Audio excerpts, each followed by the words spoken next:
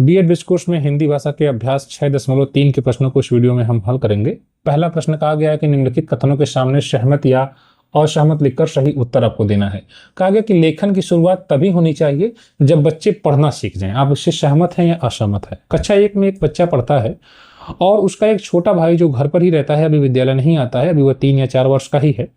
जब बच्चा घर का काम करने घर पर बैठता है, जो विद्यालय में एक कक्षा 1 में पढ़ता है, तो उसका छोटा भाई उसकी नोटबुक को देखता है, उसके पेंसिल को पकड़ता है, उसकी कॉपी को फाड़ भी देता है, आड़ी टेढ़ी लाइन उसकी कॉपी पर खींच देता है। तो क्या हम उसे ये कहें कि जब तुम पढ़ना सीख लेना उसके बाद लिखना सीखना? नहीं, बच्चा पहले ही पेंसिल को पकड़ रहा है, कम से कम उसका सूक्ष्म मोटर जो कौशल है उसका विकास कर रहा है, पेंसिल के सहारे वो आड़ी टेढ़ी लाइन खींच रहा है, चित्रकारी करने का प्रयास कर रहा है। तो हम उसको ये नहीं कह सकते कि तुम पढ़ना सीख लेना उसके बाद ये सब करना, नहीं। तो ये बात पूर्णतः गलत है। ठीक, लेखन की शुरुआत तभी होगी जब बच्चे पढ़ना सीख जाए। दूसरा यह कि लेखन में प्रारंभिक वर्षों में मुख्य रूप से वर्तनी और व्याकरण पर ध्यान देना चाहिए। अगर आप बच्चे के वर्तनी पर ही ध्यान देंगे, व्याकरण पर ही ध्यान देंगे कक्षा 1-2 के बच्चे, तो अपने विचारों को बच्चा आप तक व्यक्त करने से डरने रहेगा कि सर जी ये मेरा गलत हो जाएगा। तो हम बच्चे की विचार बनाने की प्रक्रिया को ज्यादा जोर देंगे, न कि फाइनल जो उत्पाद आ रहा है उस पर नहीं ध्यान देना है। ठीक है, उस पर कम फोकस करना है।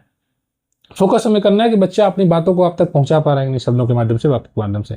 ठीक है, हो सकता है कि उसमें व्याकरणिक नियम नहीं हो, मात्रा सही नहीं लगा पा रहा है, लेकिन बच्चा कम से कम कह तो रहा है। तो इसलिए हमें प्रारंभिक वर्षों में मुख्य रूप से वर्तनी और व्याकरण पर ध्यान नहीं देना चाहिए, बल्कि बच्चे की विचार बनाने की प्रक्रिया को समझना चाहिए।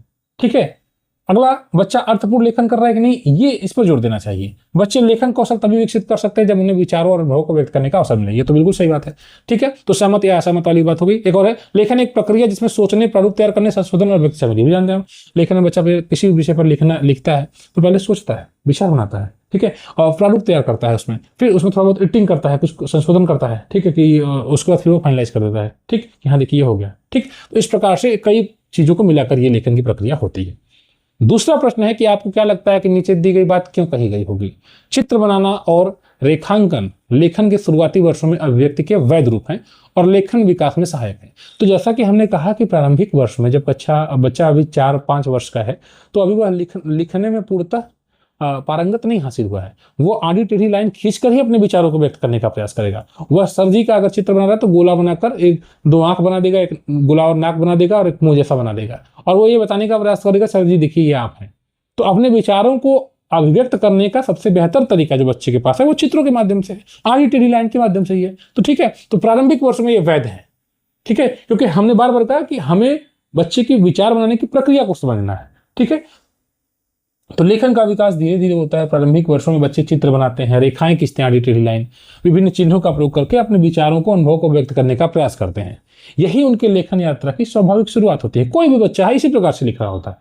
ठीक है, यदि हम लोग भी छोटे रहेंगे तो हम लोगों ने भी ऐसे ही सीखा होगा। आप याद करें उन दिनों को। यदि शिक्षक इन प्रयासों को महत्व दें, बच्चों को प्रोत्साहित करें, तो उनका आत्मविश्वास बच्चों का बढ़ता है और वे आगे चलकर अक्षरों, शब्दों और वाक्यों के माध्यम से प्रभावी लेखन सीखते हैं। इसलिए चित्र बनाना हुआ, रेखांकन लेखन, ये सब विकास के वैध और महत्वपूर्ण प्रारंभिक चरण है जिनको जो है शिक्षक को जिनको महत्व देना चाहिए। ठीक है, इस प्रकार से आपने 6.3 के प्रश्नों को हल कर लिया। ब्रिज कोर्स की बेहतरीन तैयारी के लिए आप इस चैनल को सब्सक्राइब करें। धन्यवाद।